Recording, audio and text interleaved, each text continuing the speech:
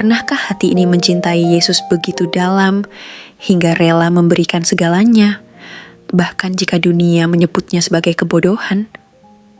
Pernahkah terpikir bahwa di tengah kerumunan orang yang dekat dengan Yesus bisa tersembunyi hati yang palsu?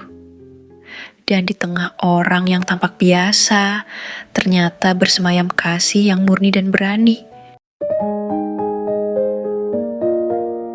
Maka Maria mengambil setengah kati minyak narwastu murni yang mahal harganya, lalu meminyaki kaki Yesus dan menyekanya dengan rambutnya, dan bau minyak semerbak di seluruh rumah itu. Tetapi Yudas Iskariot, seorang dari murid-murid Yesus yang akan segera menyerahkan dia, berkata, "Mengapa minyak narwastu ini tidak dijual 300 dinar dan uangnya diberikan kepada orang-orang miskin?" Yohanes 12 ayat 3 dan 5. Dalam peristiwa 6 hari sebelum Paskah, Maria melakukan tindakan yang luar biasa. Ia meminyaki kaki Yesus dengan minyak narwastu yang mahal dan menyekanya dengan rambutnya. Tindakannya adalah ungkapan kasih, hormat, dan pengabdian yang tulus kepada Yesus. Sebuah tindakan yang indah yang lahir dari hati yang mengenal siapa Yesus sebenarnya. Namun tindakan itu tidak luput dari kritik. Yudas Iskariot, salah satu murid Yesus, menegur tindakan Maria sebagai pemborosan. Katanya, minyak itu seharusnya dijual dan uangnya diberikan kepada orang miskin. Kelihatannya bijak dan rohani, tetapi Yohanes dengan jelas mengungkap motivasi Yudas. Bukan karena ia peduli pada orang miskin, melainkan karena ia adalah pencuri. Dalam renungan ini, kita diajak bercermin. Apakah kita lebih mirip Maria atau Yudas? Apakah kasih kita kepada Yesus nyata dan tanpa pamrih seperti Maria? Atau apakah kita menyembunyikan kepentingan pribadi di balik kepura-puraan rohani seperti Yudas? Maria memberi yang terbaik kepada Yesus tanpa hitung-hitungan. Ia tidak peduli apa kata orang, karena kasihnya lebih besar daripada harga minyak itu. Sedangkan Yudas, yang hidup dekat dengan Yesus setiap hari, ternyata hatinya jauh dan penuh kepalsuan. Yesus membela Maria. Ia menerima persembahan kasih yang sejati dan menyatakan bahwa tindakan itu akan dikenang selamanya. Dunia mungkin tidak selalu memahami tindakan kasih yang radikal, tetapi Yesus melihat hati. Hari ini, kita diundang untuk memilih sikap. Dalam kehidupan pelayanan, ibadah, dan kasih kepada sesama, apakah kita berani seperti Maria memberikan yang terbaik bagi Tuhan? Atau kita seperti Yudas bersuara rohani tapi bermotif tersembunyi?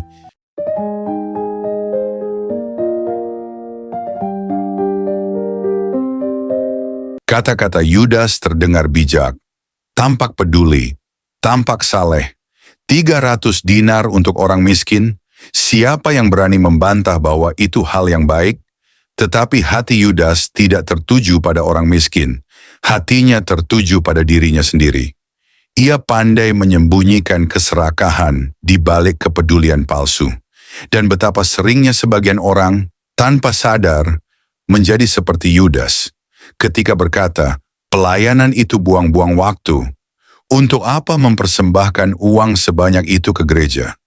Kenapa dia begitu fanatik? Kenapa harus doa pagi, ibadah tengah minggu, ikut retret? Cukup yang biasa-biasa saja.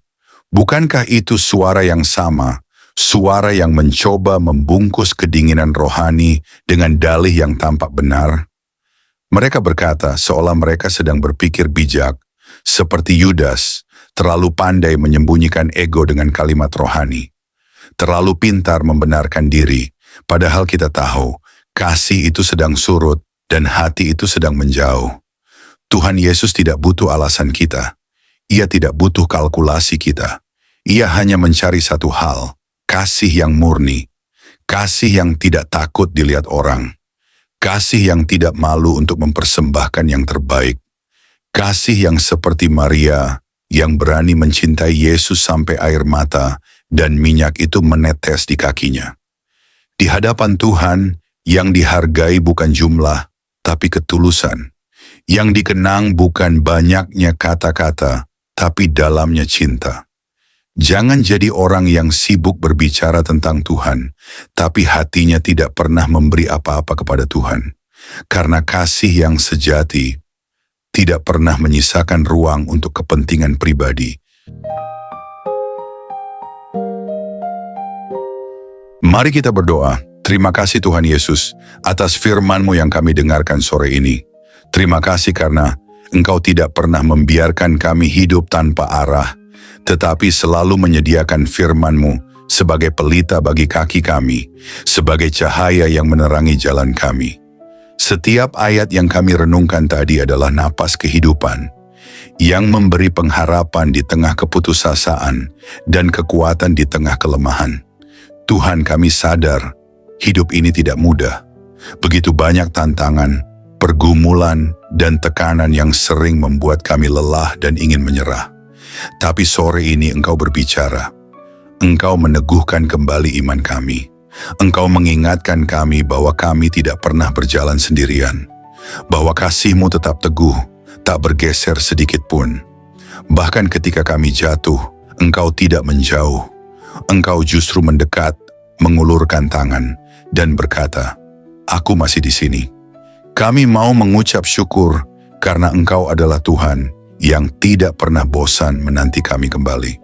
Tuhan yang tidak hanya melihat kekurangan kami, tetapi melihat potensi kami dalam kasih karunia-Mu.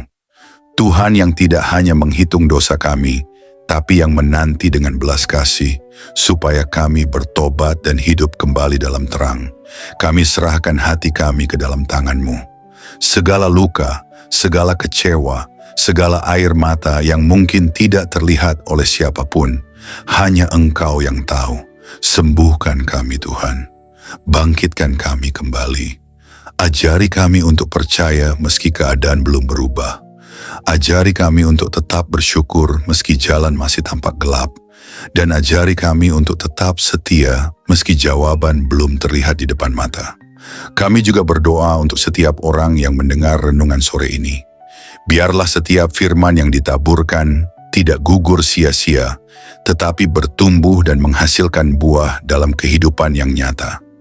Buah pertobatan, buah iman, buah kasih, dan buah kesetiaan kepadamu. Jangan biarkan firman-Mu ini terlupakan saat kami kembali ke rutinitas kami, tapi kiranya terus menggema dalam hati, mengganggu kami ketika kami mulai menjauh dari jalan-Mu, dan mengingatkan kami untuk terus kembali pada salib-Mu. Dan ketika malam nanti kami memejamkan mata, biarlah firman-Mu masih menjadi nyanyian di hati kami, menenangkan pikiran kami, membalut luka kami, memberi damai yang dunia tidak bisa berikan. Damai yang hanya Engkau sendiri yang dapat limpahkan.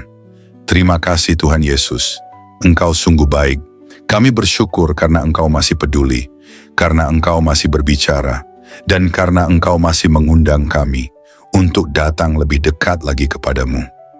Kami akhiri doa ini dengan penuh rasa syukur dan kerinduan agar hidup kami benar-benar menjadi persembahan yang hidup bagi kemuliaan-Mu. Di dalam nama Tuhan dan Juru Selamat kami, Yesus Kristus, kami berdoa. Amin.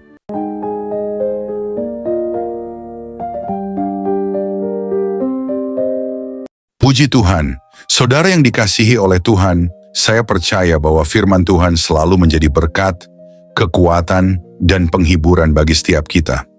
Dalam setiap perjalanan hidup, kita mungkin menghadapi berbagai tantangan, pergumulan, dan ujian, tetapi firman Tuhan selalu memberikan jawaban, pengharapan, dan kekuatan yang baru. Roh Kudus yang telah diberikan kepada kita akan selalu menolong dan membimbing kita untuk semakin memahami kebenaran firman Tuhan. Dia akan menerangi hati dan pikiran kita agar kita dapat hidup sesuai dengan kehendak-Nya, berjalan dalam terang-Nya, dan mengalami kehidupan yang penuh dengan kasih karunia serta kemenangan di dalam Yesus Kristus. Jangan pernah takut atau khawatir, sebab Tuhan selalu beserta kita. Dia yang memegang kendali atas segala sesuatu, dan janjinya adalah ya dan amin.